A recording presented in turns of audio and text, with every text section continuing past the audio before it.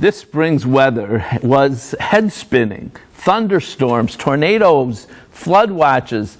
But are you ready for any weather dangers that might strike this summer? Now's the time to prepare, and Chris Basilio tells us that that's as easy as 1, 2, 3. Chris is a disaster associate in the Emergency Services Department of the American Red Cross of Greater Cleveland. Thanks for joining us, Chris. Welcome, Armin. All right, Chris, so as easy as 1, 2, 3 to prepare. Tell us what we should do. Yes, basically these 3 steps are part of our Be Red Cross Ready program. Okay. We sort of geared it toward our senior population as well. Basically, you just want to make a plan. All right, what do we do to make a plan? Let's start with make a plan. To make a plan, well, first, let's say, for instance, we have a large-scale fire in the home.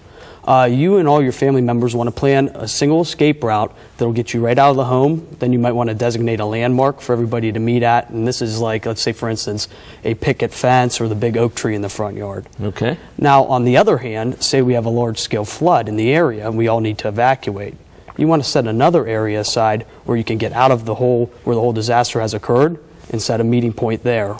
Someplace far away from the home. Somewhere far away from the home. And if you live alone? If you live alone, you want to have a designated point of contact that's definitely outside of the area. This way, if you need to contact them or vice versa, they contact you to make sure everything is all right. They are able to do so. This would be like a son or a niece or a nephew? Son, niece, nephew, daughter, really anyone who is far enough away that they are out of the affected area. And you set all this up well ahead of time. You do it now. You don't wait till the disaster is here. Yes, yes. All right, and then there's some checklist comes as part of your make a plan? Yes, yes. You can actually access the checklist right on our website at redcross.org. Right. This can include things from all of your emergency contact numbers to different ways to have your escape routes, pretty much a whole lot of everything. And the whole checklist you can get right on your website. Right off the website. We'll give that again in a minute. So that's step 1. You set a meeting place, you have a contact person, you look at the checklist. Step 2 is a kit. Yes, you want to get a kit. What's the kit? Basically, we encourage you to pre-assemble your own disaster preparedness kit. This kit can include any items, like anything. And you have a whole bunch of stuff here on the table. Right, so right. For instance, we could kind of dig into This is drinking water. Drinking water, yes. Evian, I assume. Of course. And you got duct tape here. You can include the flashlight. Oh, always got to have that flashlight. Batteries, pair of eyeglasses. Okay, got that here. You might want to include your personal eyeglasses, your personal prescription medications. I see an emergency blanket. This one is very small. It can't cover too much, but you know, it actually unfolds. It unfolds, yes. Humor. That's a joke. All right, and this here. Handheld radio. Now, say for instance, our power's gone out. You know, we could revert right back to the radio, put batteries in it. You have it right there to get the most up-to-date, what's going on with the emergency you're in. I don't think our kids know what this is. This is a radio. Right. A radio. It used to be what Mom and Dad used to use. All right, and this here. Tell us what this treat is. That's your food right there. It's oh boy. You know, this is where I have to jump in to say too.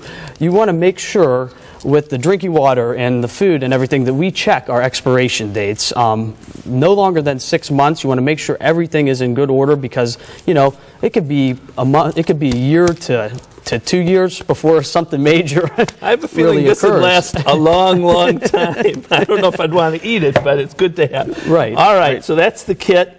And you can either assemble one yourself, yes, or is there a way to get a pre-assembled one? Yeah, actually, we offer a variety right on our website at redcross.org. Again, as I mentioned, you could kind of tailor the kit to how you really want it to. So, and maybe get some of this really good food. Okay, right. What's the last step?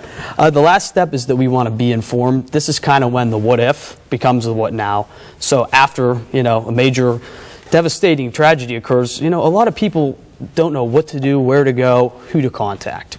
This is where I got to stress. We need to know all of our local television stations, all of our local emergency contact numbers. This is your police and fire department. And all that would be on the checklist, tell you what to keep track of. You can pull right off the internet, tells you exactly how to keep track. This is great information, things that we all should be doing. We all think disasters only strike other people in other places, but emergencies do hit home.